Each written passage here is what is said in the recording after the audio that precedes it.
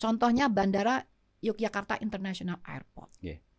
Satu-satunya bandara di Indonesia, bahkan di Asia Tenggara, yang disiapkan menghadapi megatrust. Saya sangat respect dengan Gubernur DIY.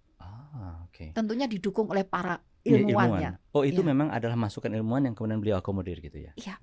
Iya. Dan sebetulnya filosofi beliau juga. Oke. Jadi ilmuwan itu membantu dalam hal mewujudkan agar filosofi beliau itu untuk menyelamatkan warga nyata, sambil mensejahterakan warga itu terwujud. Itu luar biasa. Sehingga Bandara Internasional Yogyakarta disiapkan, insya Allah, semoga Allah mengizinkan. Sudah didesain, dibangun, mampu menghadapi gempa megatrust dengan magnitudo, sudah dihitung di DIY itu kira-kira magnitudonya 8,7. Jadi kalau Bapak ada di Bandara Internasional Yogyakarta, ada gempa, jangan panik. Ini kan tidak menakut-nakuti. Jangan panik. Tempat itu paling aman yang ada di sana. Karena udah dirancang.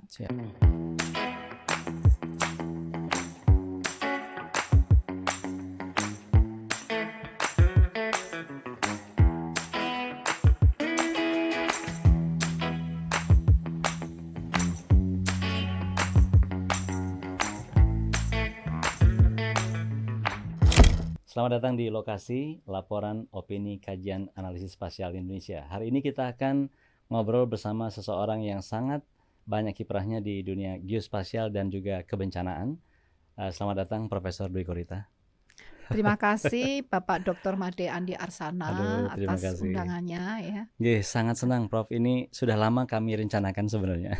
Saya sudah kontak tapi tidak selalu cepat bisa kita cari waktu yang pas gitu. Matur nuwun sangat Alhamdulillah ya, terima kasih.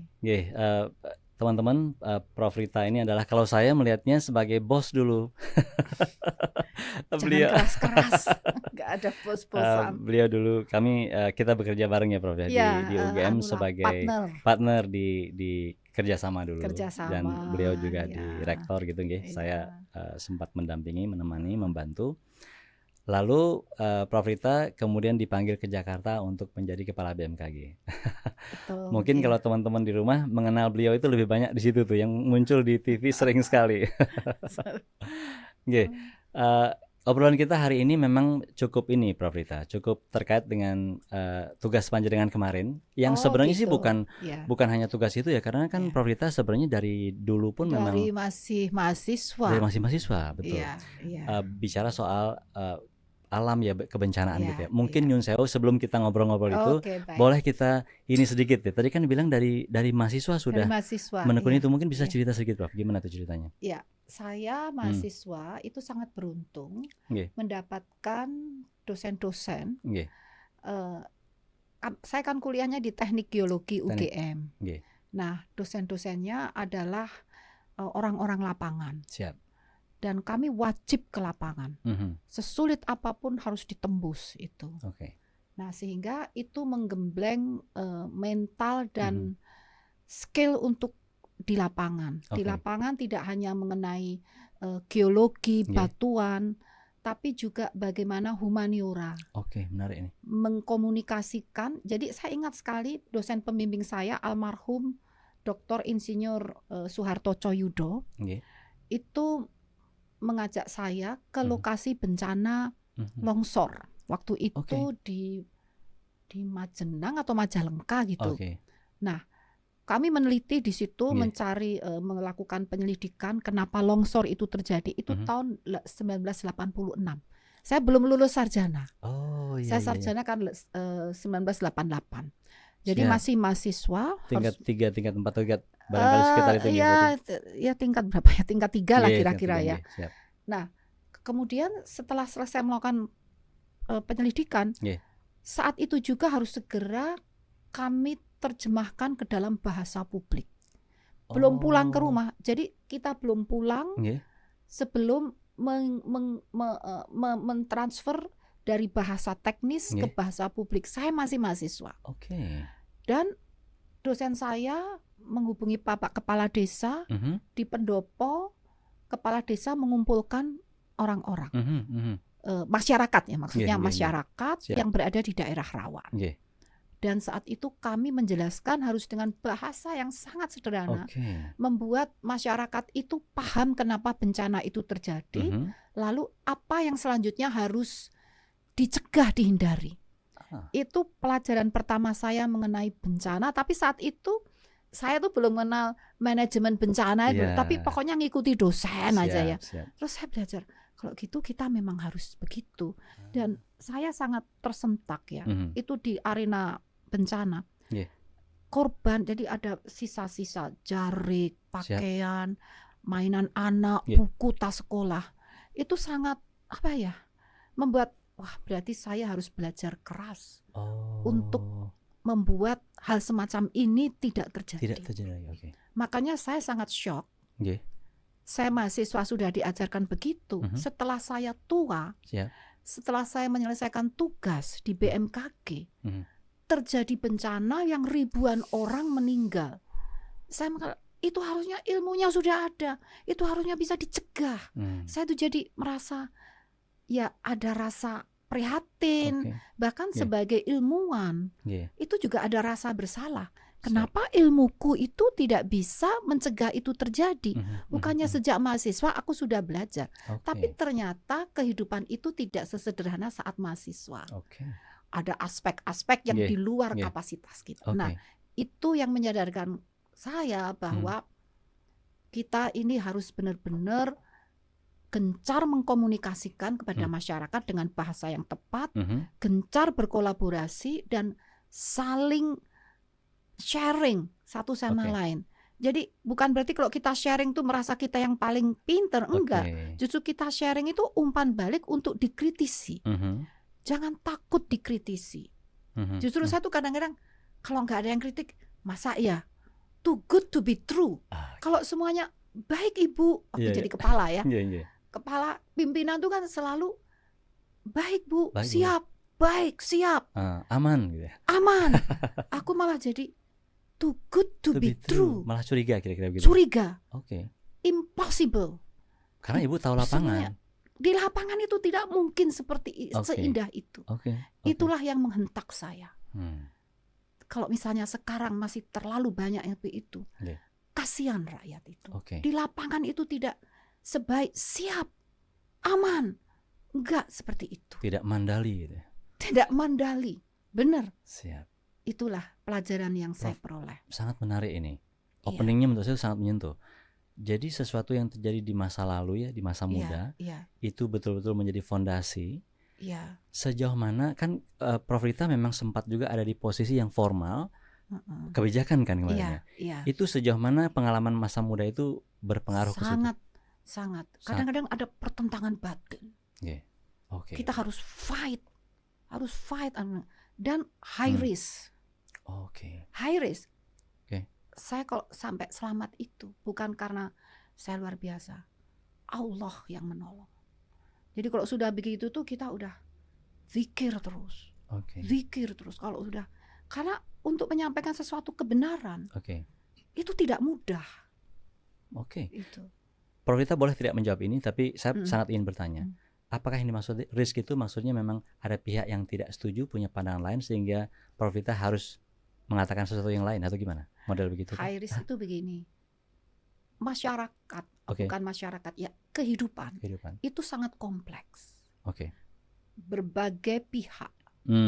Dan kalau kita menyenangkan satu pihak, itu kan berarti yang tidak senang juga banyak. Siap. Iya kan? Nah, kompleks. Justru kita ini harus arif. Bagaimana mencari resultante. Tidak mungkin semua itu puas. Tapi bagaimana menjaga resultante yang hukum fisika itu terbaik. Sebenarnya kan ilmu fisika paling itu. Optimal lah gitu ya. Betul, yang terbaik. Dan untuk menuju terbaik berarti kan artinya kan tidak bisa 100% semuanya puas. Nah, yang tidak puas itu kan juga kadang-kadang kan ya itulah maka kita berbicara bahwa ya kita harus pandai-pandai menyampaikan sesuatu, jangan sampai meskipun sepahit apapun yang itu kita sampaikan, jangan sampai membuat yang menerima kepahitan itu menjadi intinya menjadi tidak berkawan. Maksud saya silaturahmi itu silaturahmi itu tetap penting. Artinya begini, kalau saya makna itu menyenangkan semuanya jelas tidak mungkin. Tidak mungkin. Tapi ketika kita katakan kebenaran dan pihak tertentu mungkin kurang senang katakan, tapi tetap terjadi komunikasi, silaturahmi gitu ya, Prof. Artinya saya dengan Bapak bisa nggak setuju dengan suatu hal. Itu biasa dalam dunia ilmiah. Para ilmuwan pun juga tidak semuanya kompak. Betul, justru harus. Dan justru kita harus mencari pro dan kontra. Betul. Kalau sampai semuanya kompak itu kan jadi aneh. Kayak jadi itu tadi, curiga kita. Kita jadi curiga. Nah, kebiasaan kita sebagai ilmuwan, akademisi yang sudah biasa menerima perbedaan. Kalau terpaksa harus tidak ada perbedaan, itu kan menjadi sesuatu yang risk itu bisa jadi risiko bencana. Risk itu tidak hanya risiko antar sosial kita. Gitu ya. Misalnya jadi saya musuhan sama Bapak, terus saya ingin menyerang Bapak. Itu one risk ya. Tapi itu risk itu kan yang seperti saya katakan itu hanya individual risk. Yang dangerous itu adalah risk terhadap lingkungan yang ujungnya bencana. Seperti kalau boleh itu. Saya maknanya menarik sekali. Jadi ketika terjadi diskusi misalnya, kalau kita terlalu mengutamakan harmoni, yang penting baik diskusinya, tapi ternyata diskusi yang baik itu justru menimbulkan risiko di lapangan malah gitu ya. Iya, itu bisa saja. Makanya perlu kita saling sharing. Jadi saya kadang-kadang mengatakan, oke lah kalau memang tidak dapat diterima, ya nggak apa-apa. Saya nggak boleh demo sama Bapak gara-gara pandangan gue dengan Bapak. Ya kita harus menerima perbedaan itu. Selama perbedaan itu masih tidak menimbulkan resiko yang membahayakan, kita harus menerima dengan ikhlas. Tetapi kalau perbedaan itu sampai menimbulkan resiko yang membahayakan, kita harus perjuangkan seoptimal mungkin. Kalau tidak berhasil, ya sudah, kita berdoa. Itulah artinya. Jadi tidak perlu aku lalu menyerang Bapak gitu loh. Bukan itu tujuannya. Tujuannya tuh how to secure atau to save community, people. Masyarakat lah. Jadi, ya. Itu aja. Our business is saving lives. Gitu saving life. Karena itu. Ya. Jadi perbedaan itu wajar. Itu. Prof tadi kan cerita soal bencana macam-macam. Kalau kita akan tarik sedikit sekarang, isunya adalah climate change. Kita mengalami, kita melihat, tapi di sisi yang lain ada juga kontroversi. Ada yang percaya, ada yang tidak. Kalau menurut panjenengan sendiri, bagaimana climate change itu memang berpengaruh atau tidak berpengaruh terhadap bencana yang kita alami? Background saya kan geologi ya. Saya sebelum masuk BMKG itu tidak paham climate change. Tetapi dari ilmu geologi, ilmu paleoclimate, itu memang dalam sejarah geologi ratusan juta tahun yang lalu, paleoclimate kita mengalami perubahan iklim.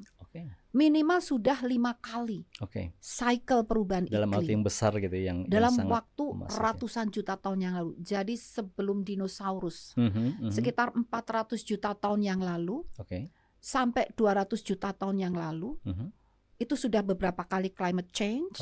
Dan salah satunya terakhir 200 juta tahun yang lalu, dinosaurus punah. Jadi data sejarah menyatakan bumi kita mengalami climate change. Tapi menariknya, saya lihat ini dalam jurnal ini bukan khayalan, ada papernya. Itu perubahan suhunya itu antara 8 derajat sampai 11 derajat. Perubahan suhu. Iya, perubahannya. Itu ada data paleontologi dan juga ada pemodelan. Pemodelan.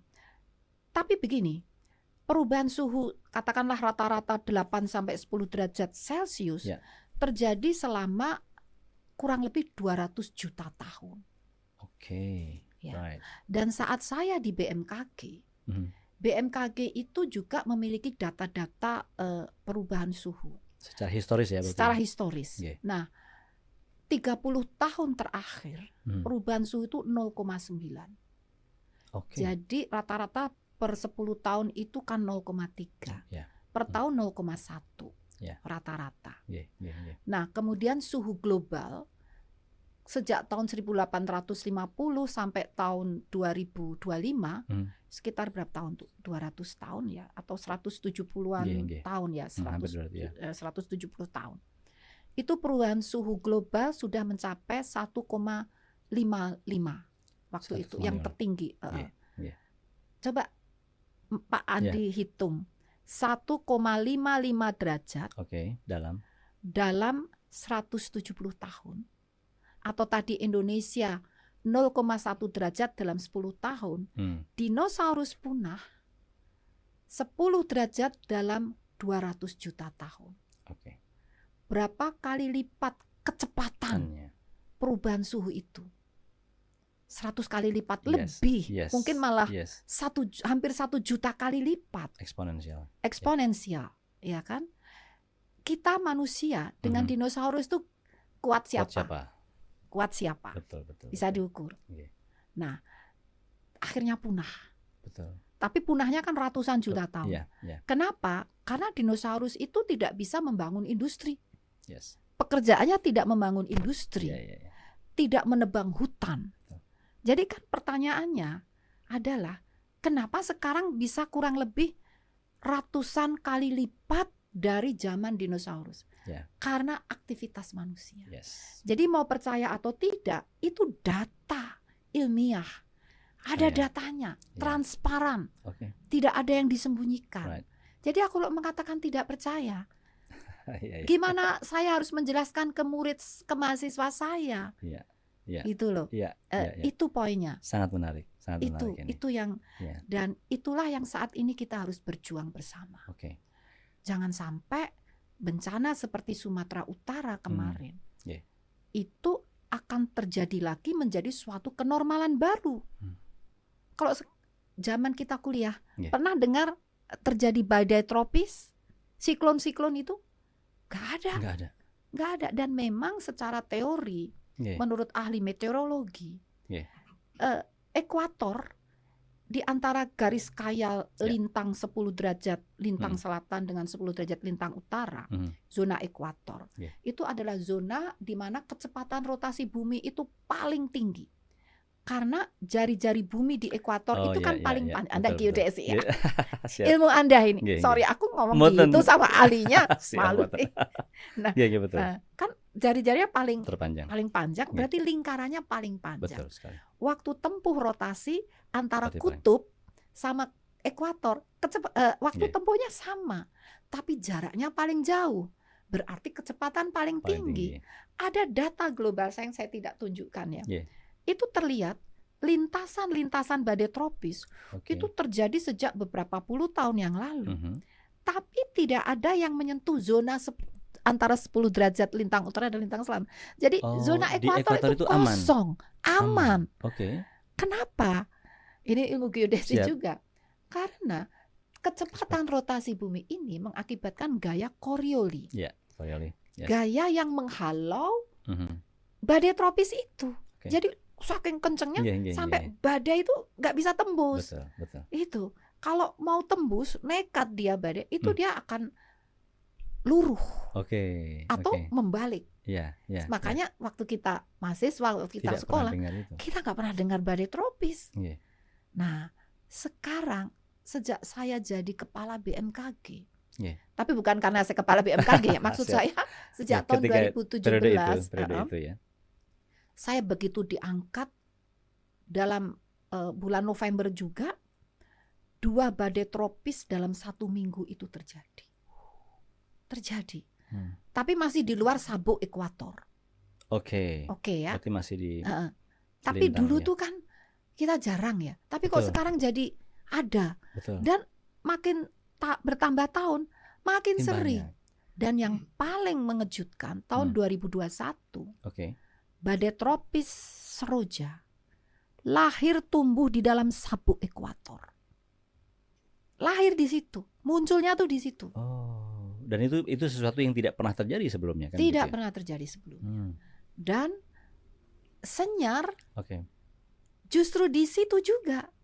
Dan tidak punah-punah. Kuat. Tidak hanya datang dari lain, tapi dia lahir di situ justru tadi bahasanya. Lahir di situ, lahir di situ. Datangnya kan sebenarnya dari Teluk Benggala. Tapi waktu di Teluk Benggala itu masih bibit siklon, belum menjadi badai tropis. Masih baby lah ya. Begitu mendekat wilayah Indonesia, menurut ahlinya, staf saya itu kan orang ahli ya. Jadi yang pinter itu staf saya, bukan saya.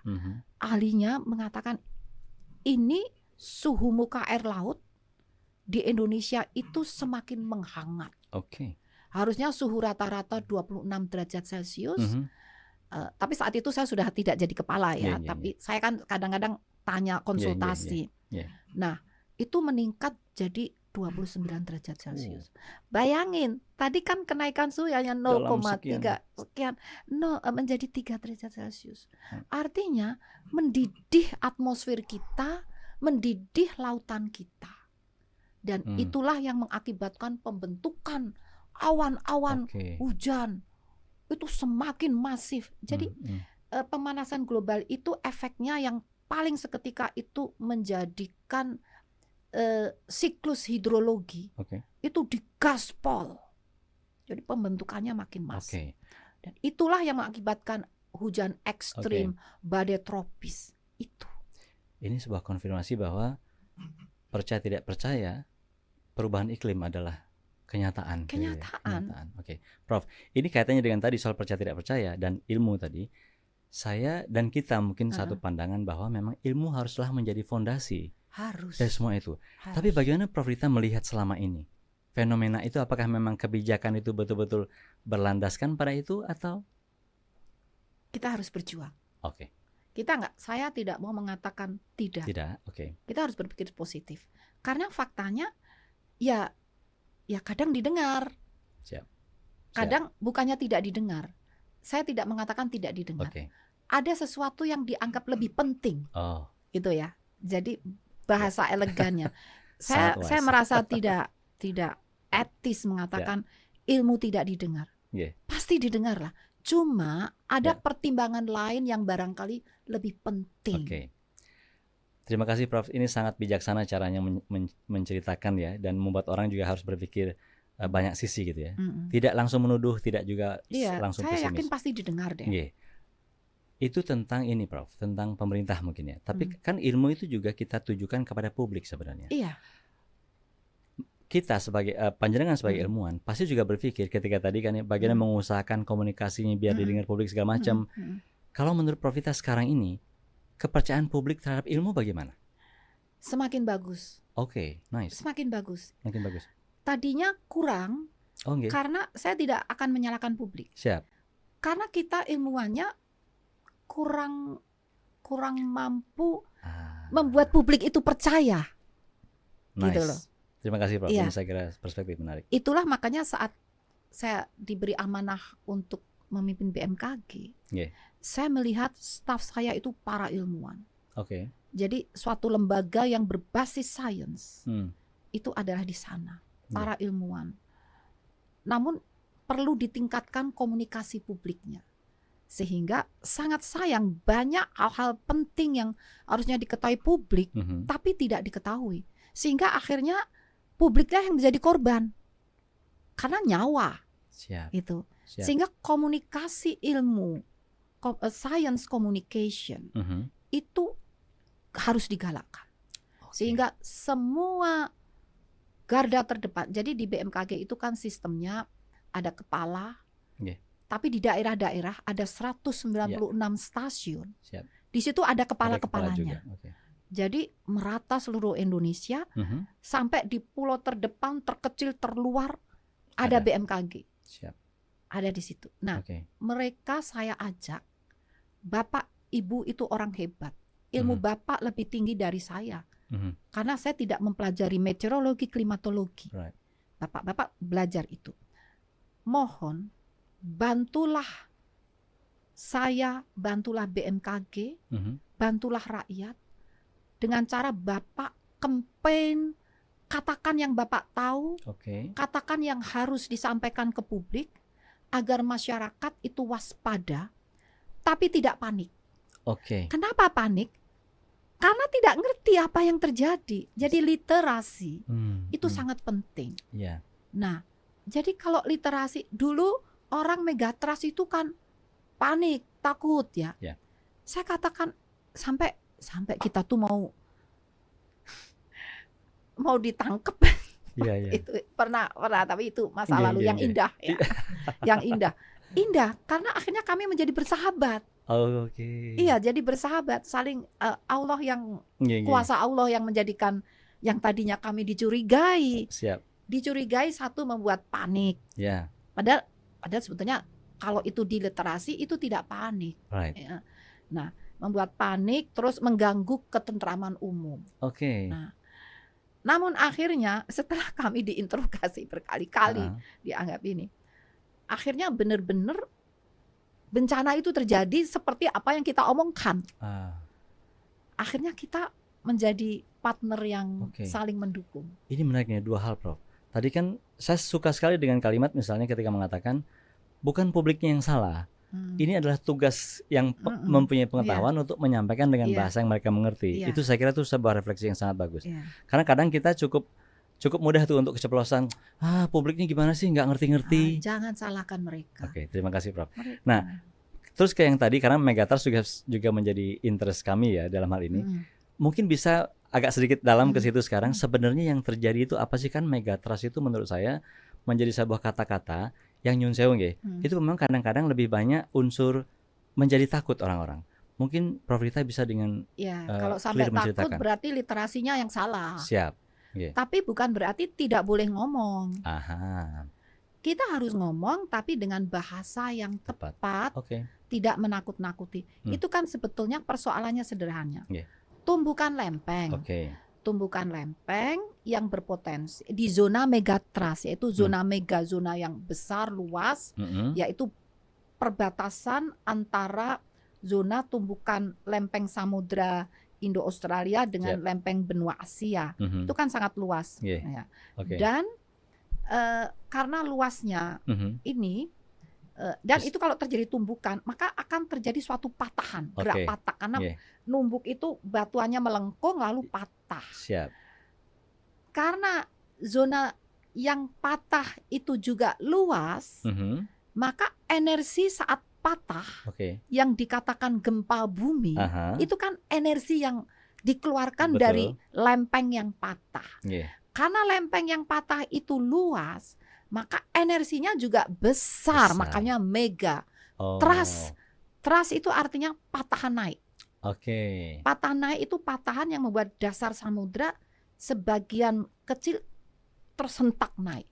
Dan itu membangkitkan tsunami yang juga mega. Contoh mudahnya tsunami Aceh. Itu tsunami megatrust. Dan gempa di Aceh tahun 2004 bulan Desember itu gempa megatrust. Meganya itu bisa mencapai 9,1 magnitudo. Nah, contoh mudahnya itu. Kalau itu kita sembunyikan demi ketenangan publik, kita dosa.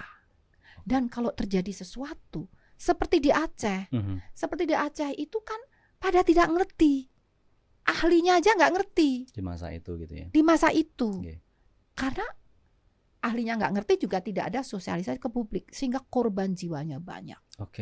Itu pelajaran. Karena itu tidak diketahui bukan karena disembunyikan, karena memang sama-sama nggak ngerti. Ahlinya juga belum ilmunya dan Indonesia juga belum punya sistem peringatan dini. Sementara kalau boleh saya lanjutkan, sekarang itu kita punya pengetahuan terhadap potensi kejadian itu, punya pengukuran, nah, punya monitoring. Prof, izin dalam bahasa sederhana, berarti itu pakai bahasa saya bisa diprediksi berarti atau bagaimana sebenarnya? Kalau prediksi tidak. Ini menarik nih. Prediksi tidak. Yang bisa diprediksi itu zonanya. Waktunya yang tidak bisa. Zonanya di sekitar mana? Di sekitar mana kira-kira akan terjadi. Dampaknya kira-kira seperti apa. Itu bisa kita... Dengan ilmu pengetahuan itu bisa diperhitungkan. Dan yang bisa diperhitungkan adalah kemungkinan terjadinya tsunami akan seberapa tinggi. Dan waktu datangnya tsunami akan seberapa lama. Kalau di Aceh itu kan sekitar 30 menit. Oh iya. Kurang lebih 30 menit. Demikian juga nanti yang diprediksi diperkirakan di Selat Sunda sama di Sumatera Barat, Siberut. Sekitar itu. Nah, itu bisa diperhitungkan ya dengan... Tapi kapannya walau alam. Prof, izin Prof. Apakah memang secara ilmu prediksi itu tidak memungkinkan secara waktu? Tadi saya bisa memahami. Tapi seiring dengan perkembangan pengukuran segala macam ini, apakah memang ada kecenderungan semakin mungkin kita memprediksi atau pripun? Betul nggak dugaan saya? Betul sekali. Semakin mungkin, walaupun kita belum bisa mengatakan bisa gitu ya. Karena gini, megatrust di Jepang yang terakhir terjadi itu Nankai. Itu terjadi periode ulangnya 70 tahun. Setelah, jadi kita tuh kan menggunakan data statistik juga. Betul. Ya. Nah, ini di Jepang ini 70 tahun terulang lagi. Nah, di Indonesia ini sudah lebih dari 100 tahun. Bahkan mendekati 200 tahun. Belum terjadi. Jadi logiknya seperti itu. Kalau ditanyakan kapan? Kita tidak tahu. Betul sekali. Tapi kalau sekarang ini sudah memasuki menjelang 200 tahun. Kalau padahal di tempat lain gitu ya, 70 tahun terjadi. Gitu. Jadi Allah itu sudah memberi bonus ke kita persiapan. Allah tuh kan Iqra, bacalah. Itu kan ini ajaran Tuhan kan. Bacalah. Kita baca di Jepang, di negara lain. Mereka periodenya segitu. Nah, di Indonesia kira-kira ini. Tapi dengan membaca itu harusnya tidak panik. Dengan membaca, ayo kita bersiap-siap.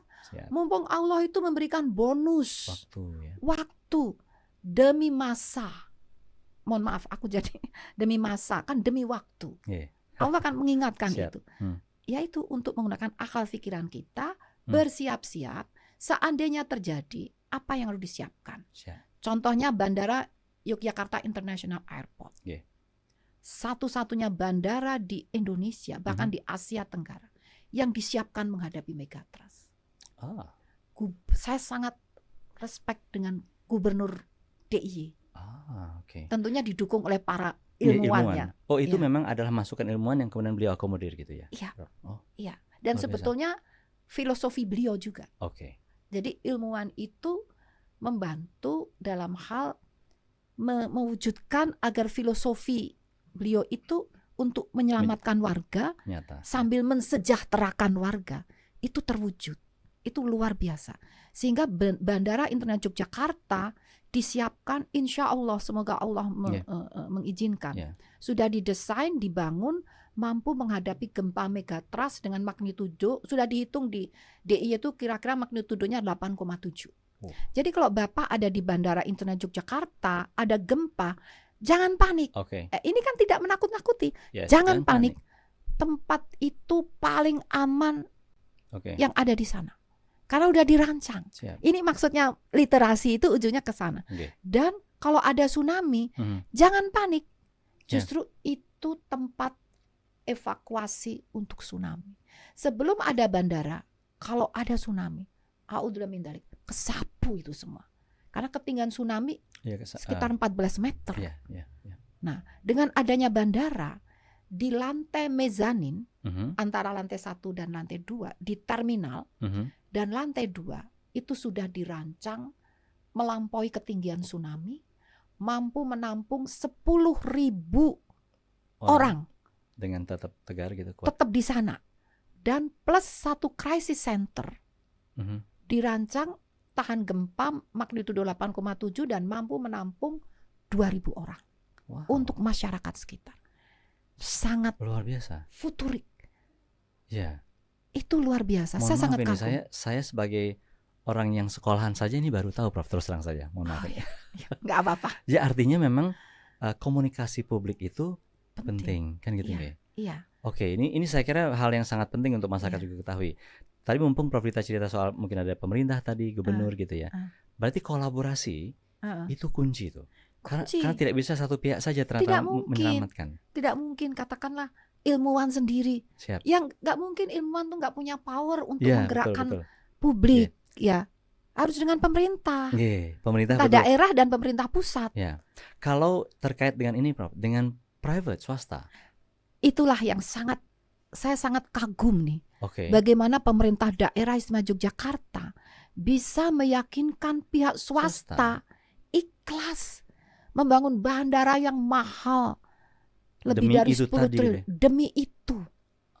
Tidak memikirkan untung ruginya. Nah, Prof, ini menarik, Prof, karena ini saya juga melihat tidak mudah dilakukan. Tidak mudah. Prof Prita juga pasti setuju. Tidak mudah. Apa kunci? Tapi kita harus mendorong itu kan, Prof, ya, di tempat-tempat lain. Menurut Prof Prita kuncinya apa sih? Atau apa sih sebenarnya lesson learned dari Jogja ini? The leader. Leadership does matter. Leadership. Ada contoh lagi. Siap. Kota Palu. Sebelum ada bencana yang gempa dan tsunami 2019 ya. Itu baik BNPB, BMKG, Bappenas, terus Universitas Tadulako, UGM, itu sudah menyiapkan untuk survive menghadapi gempa dan tsunami Palu. Menindaklanjuti pemikiran Profesor Katili, dosen ITB, yang menyampaikan diperkirakan tahun 2000 itu patahan Palu Koro itu akan bergerak dan menimbulkan kekuatan gempa yang bisa dikatakan mega. Dan dia sampaikan itu sudah lama berarti ya? Tahun 70. Luar biasa kan? Oke. Seorang profesor yang luar biasa. Saya sangat kagum. Dan itu berdasarkan itu BNPB merefer itu. Jadi ini contoh pemerintah pusat mempercayai. Makanya aku mengatakan tidak mengatakan bahwa tidak didengar. Didengar. Ditindaklanjuti bekerja sama dengan universitas, dengan pemerintah daerah. Akhirnya disusun suatu planning, aksi, rencana aksi, siapkan tata ruangnya, dilatih anak-anak SD, TK sampai SMA, dilatih kalau terjadi gempa harus bagaimana, terjadi tsunami harus bagaimana. Kemudian disiapkan juga parlemennya, DPR-nya juga mendukung. Karena tadinya tuh untuk bencana di sana anggarannya hanya 500.000 tahun 2009. 500.000. Tapi dengan komunikasi, itu kuncinya, komunikasi. Yang jangan sengol-sengol, jangan bikin orang nggak enak gitu. Nyaman. Komunikasi itu harus nyaman. Itu akhirnya dengan komunikasi itu DPR tuh menyetujui lompatan anggaran untuk menyiapkan itu. Pemerintah juga semuanya harmoni, bekerja bareng. Contoh baik ada ya, Prof, ya? Contoh baik ada. Tapi Prof. ada yang harus dibuat. Jangan diulang. Yaitu apa? Begitu ganti pemerintahan, semua yang sudah diinvestasikan, baik pemerintah pusat, daerah, masyarakat, termasuk terlibat LSM, itu sudah nggak dipakai. Kadang-kadang ada tren the new leader itu kadang-kadang aku harus bikin sendiri gitu. Jangan, ini kan berarti aku mendukung masa lalu gitu ya. Itu nggak ada satupun yang di. Jadi saya justru pengen mendengar pendapatnya Prof Rita tentang itu nih. Karena saya sering sekali melihat, kita sering sekali mengatakan tentang itu. Ada nggak sih yang bisa dilakukan sebenarnya agar pemimpin baru itu cukup logo menerima sesuatu yang literasi kali ya? Literasi. Karena kan seperti yang tadi jenengan bilang ya, kalau politik mungkin bolehlah disingkirkan karena dia beda politik ya. Tapi kalau ini ilmiah basisnya dan memang objektif menimbulkan bencana, kita tidak ada muatan politik memenangkan, tidak. Insya Allah tidak. Kita semua kita layani. Kita tuh ilmuwan tuh pelayan. Siap. Jadi sayang sekali yang sudah disiapkan itu akhirnya nggak tahu di mana, nggak ngerti. Jadi tidak ada latihan juga, nggak ada lagi ini. Tata ruangnya itu sudah jadi petanya, sudah dipaparkan di Solo saat pertemuan kayak Rakornas BNPB, sudah dipresentasikan oleh Kepala Dinas PU, di sana, di Palu, sudah presentasikan. Begitu sudah ganti pimpinan daerah, kepala dinasnya tugasnya udah nggak di situ lagi, udah digeser. Terus intinya tuh semua udah nggak tahu di mana. Dikala kita semua siap tahun 2009 sampai 2014, semuanya siap, baik masyarakat, ilmuwannya, pemerintahnya, itu siap. Tidak terjadi gempa, tidak terjadi tsunami, tidak terjadi bencana yang kita antisipasi, tidak terjadi. Dikala kita siap, ketika siap. Begitu semuanya sudah dilupakan, 2018, 4 tahun kemudian, terjadi persis yang disiapkan. Bagaimana perasaannya? Ribuan orang meninggal. Itu terulang lagi bencana di Sumatera. Itu kepahitan yang kedua bagi saya. Pertama itu Palu tuh. Palu itu disiapkan itu. Sungguh-sungguh disiapkan. Tapi akhirnya makanya leadership itu sangat penting. Siapapun yang memimpin, apapun partainya, apapun. Tapi kalau tidak ada kesinambungan yang sudah disiapkan, kan sia-sia anggarannya juga. Macam-macam. Itu yang saya merasa, saya tidak menyalahkan siapa-siapa. Saya hanya mengatakan perjuangan kita masih kurang. Don't blame others. Kalau satu mancing ngeblame, yang lain semakin seru. Malah kita sibuk dengan saling menyalahkan. Energinya habis. Marilah kita saling mengakui. Wah, kami kurang keras perjuangan. Jadi energinya positif. Terima kasih, Prof. Ini bagi saya personal juga sangat penting ini. Berefleksi kan ini ya, Prof. Prof, tadi dari pemerintah, kita sekarang ke masyarakat. Menurut Prof Rita, selama beberapa tahun menekuni ini, kesadaran, tadi kita ngomong literasi misalnya, masyarakat terhadap bencana, secara umum menurut Prof Rita bagaimana? Awalnya memang, saya katakan awalnya itu ya katakanlah sebelum ada tsunami Aceh ya, itu masih kurang ya. Tapi dengan adanya peristiwa tsunami Aceh itu gradually meningkat. Meningkat, bahkan setelah tsunami itu melompat. Betul, sangat ini. Nah, ada pelajaran penting. Bahkan Undang-Undang Penanggulangan Bencana lahir tahun 2007. Kita tuh pionir di dunia tuh, belum semua punya undang-undang. Itu setelah apa, Prof? Tsunami Setelah Aceh. Jogja atau jadi juga setelah Jogja, tsunami Aceh, terus Gempa Jogja itu makin memacu. Saya nyun sewu nih, intermezzo sedikit, saya mengenal panjenengan pertama kali moncer itu di Masya 2006. Allah, aku jadi sedih. Masa aku moncer karena orang susah. Aku kadang-kadang artinya bad people. Tapi secara positif dalam arti edukasi tadi. Edukasinya itu luar biasa. Kami banyak belajar lah gitu ya. 2006 itu ya. Karena aku kebetulan juga korban ya, dalam konteks juga mengalami gempa. Meskipun tidak ada korban ya. Tapi korban kepanikan. Jadi kalau saya mengatakan jangan membuat panik, aku tuh bisa merasakan orang panik tuh rasanya seperti saya sampai nggak mandi 1 bulan loh. Gara-gara gempa Jogja, saking paniknya 1 bulan tuh nggak berani mandi. Trauma. Nah, baru mandi tiba-tiba gempa gimana gitu ya. Terus kalau sampai tidur 1 bulan tuh selalu bawa helm, bantal. Itu orang-orang panik itu. Dan aku adalah seperti itu. Makanya saya bisa menjiwai kalau menjelaskan jangan buat panik, karena saya itu juga orang yang panik gitu loh. Jadi itulah. Jadi 2007 pertama kali lahirlah undang-undang itu, dan BNPB juga lahir. Badan Penanggulangan Badan Nasional Penanggulangan Bencana. Nah, kalau sekarang ke masyarakat bagaimana, Prof, melihatnya? Kesadaran masyarakat terhadap juga meningkat, dan bahkan setelah undang-undang itu dibuat, kurikulum kebencanaan itu ada. Anak-anak saya SD SMP itu bukunya itu ada kebencanaan. Bagus itu saat itu. Tapi itu tadi setelah ganti pemerintah enggak. Betul. Jadi udah nggak ada lagi sampai sekarang itu. Nah, tapi trennya tuh semakin baik karena sampai gini loh Pak, saya tuh terharu banget ya. Cerita Megatrust, cerita sesar Lembang. Tapi kita kan selalu mengatakan harapan. Itu bisa dihindari loh kalau Anda melakukan ini. Jangan hanya ngomong yang takut-takut, tapi itu bisa. Mari kita hindari bersama. Saya membeli stroberi pedagang di asongan di trotoar. Terus aku tuh beli itu karena mohon maaf kasihan, udah malam kok masih banyak dagang. Aku beli. Terus tanya, Bu, itu emangnya Patan Lembang itu sebetulnya gimana sih, Bu? Penjual asongan. Nggak apa-apa Pak. Yang penting kita siapkan, waspada rumah kita. Harus kita cek apakah sudah benar-benar dibuat tahan gempa. Kalau belum, coba hubungi aparat setempat.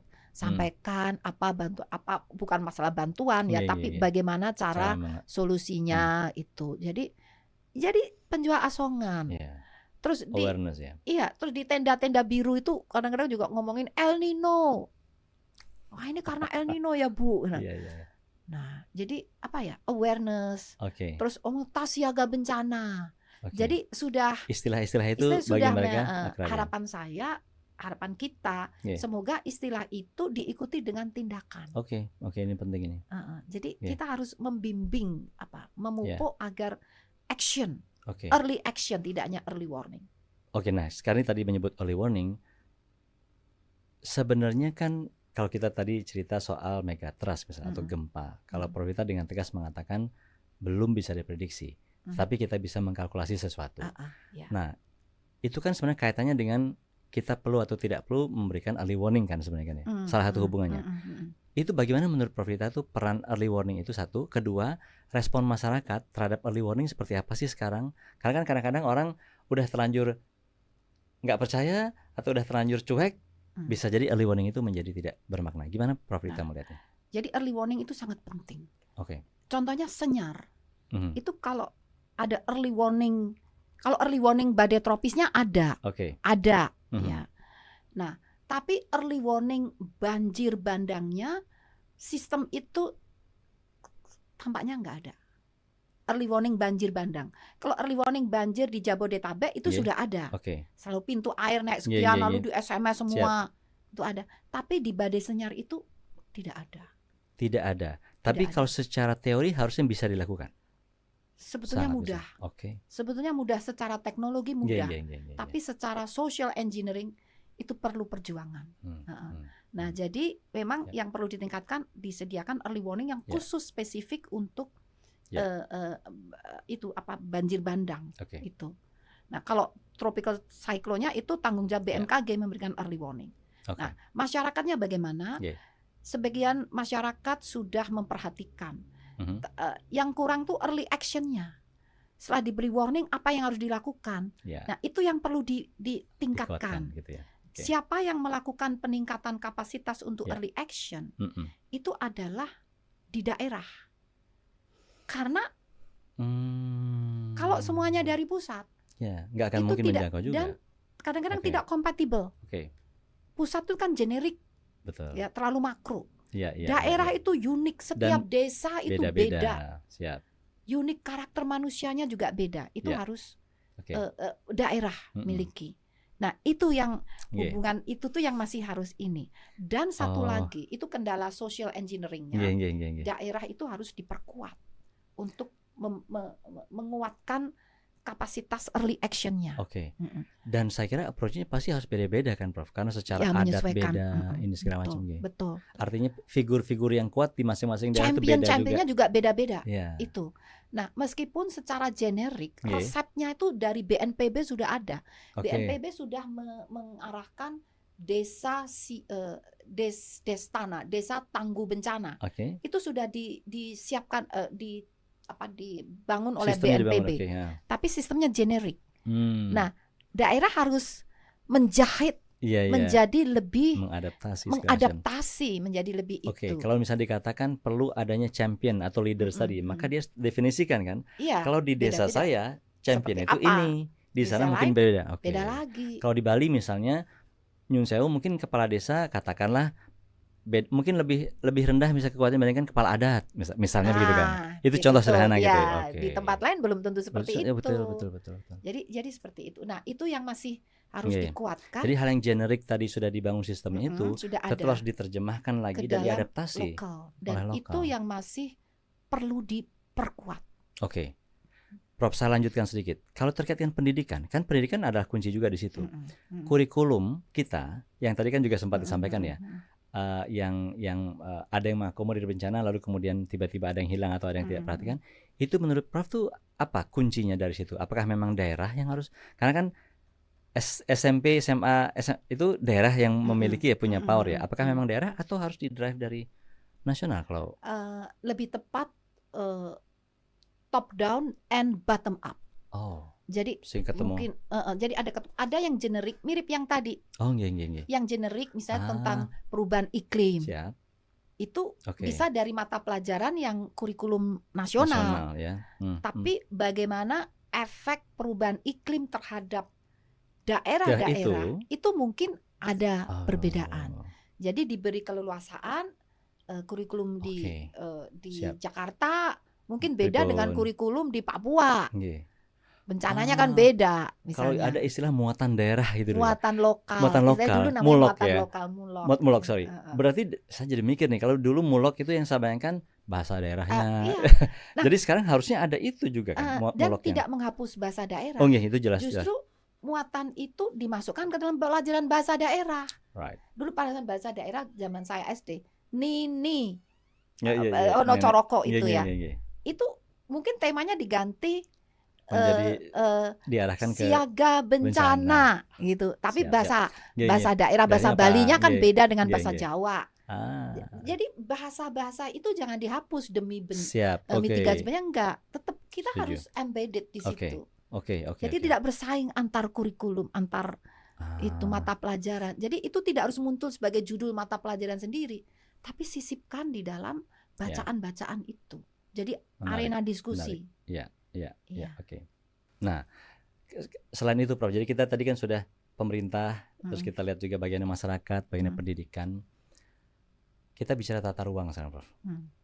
Tata ruang itu kan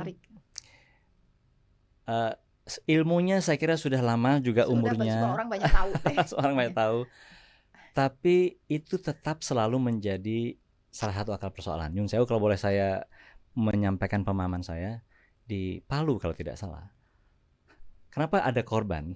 Karena tempat yang seharusnya tidak ada rumahnya menjadi perumahan. Kira-kira gitu bahasa sederhana saya. Itu kan tata ruang. Prof, gimana Prof komentarnya? Sayangnya yang Mbak katakan itu cocok banget. Jadi memang itu tadi, tata ruang tampaknya saat itu tentang zona-zona bahaya. Itu belum menjadi pertimbangan utama. Bukan tidak diperhatikan, diperhatikan. Tapi ada aspek yang dipandang lebih penting daripada aspek kebencanaan. Misalnya keindahan, karena teluk ya.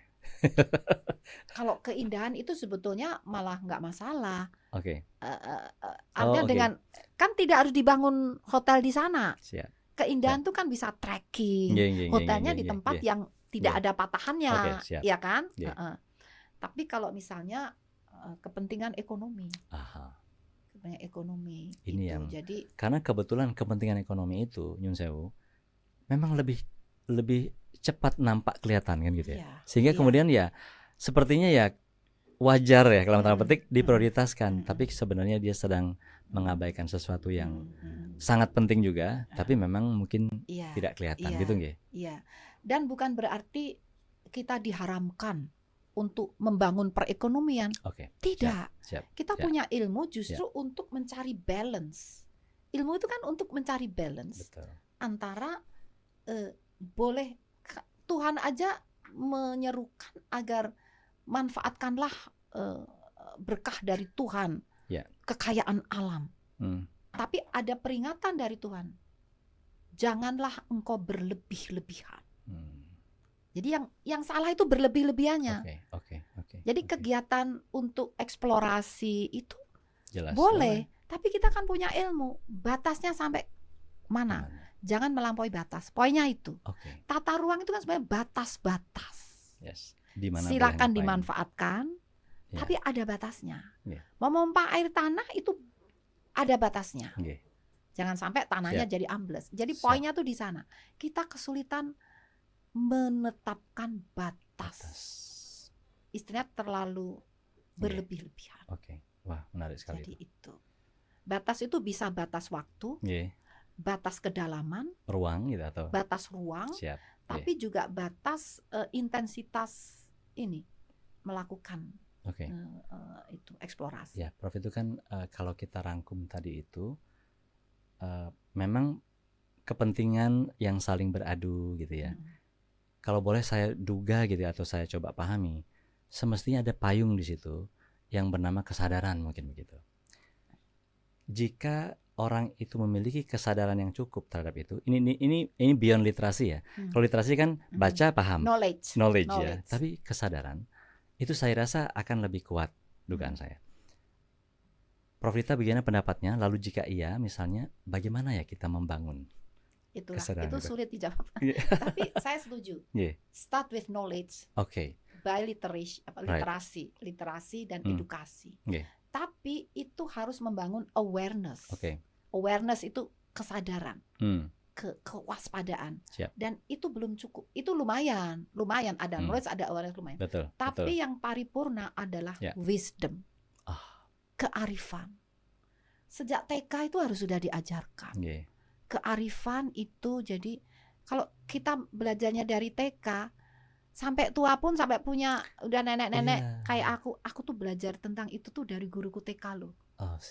Guru TK saya itu mengajarkan bagaimana fotosintesis. Jadi bawa tanaman kacang, ini daun tempat memasak, menuker itu, mencari makan dari akar, nyerap air, makanan di situ dimasak di daun, terus hasil masaknya tuh keluar O2, masaknya pakai itu ya untuk bernapas kita. Itu kesadaran bahwa siklus itu tuh harus kita pelihara. Sehingga kalau kita mau mengingkari apa yang kita pelajari saat pertama kali mengenal ilmu, itu rasanya terusik. Jadi betapa pentingnya ya menanamkan. Saya setuju tadi. Kalau kita ngomong wisdom mungkin agak jauh katakan, tapi awalnya adalah memang knowledge kan, pengetahuan. Jika itu ditanam kepada dan itu jika ditanam di early age, maka dia akan menjadi habit ya. Habit yang dipelihara menjadi dia karakter. Sikap, karakter, Jadi saya setuju dengan Anda. Prof, kalau misalnya kita lihat ini generasi muda sekarang ya. Kalau kita generasi muda itu kan banyak label-label yang kita lihat sekarang yang bagi Gen Z itu penting tuh label tuh. Gen Z sadar ini, anak muda sadar itu, pemuda tangguh bencana, pemuda berkesadaran iklim segala macam gitu, perubahan iklim. Sejauh mana Prof Rita melihat pelabelan atau program-program seperti ini itu akan membantu mereka untuk bisa dengan segera beradaptasi atau segera belajar? Saya termasuk yang setuju dengan pelabelan. Karena itu salah satu strategi membumikan bahasa yang itu kan di balik itu tuh kan penjelasannya yang panjang lebar sains ya.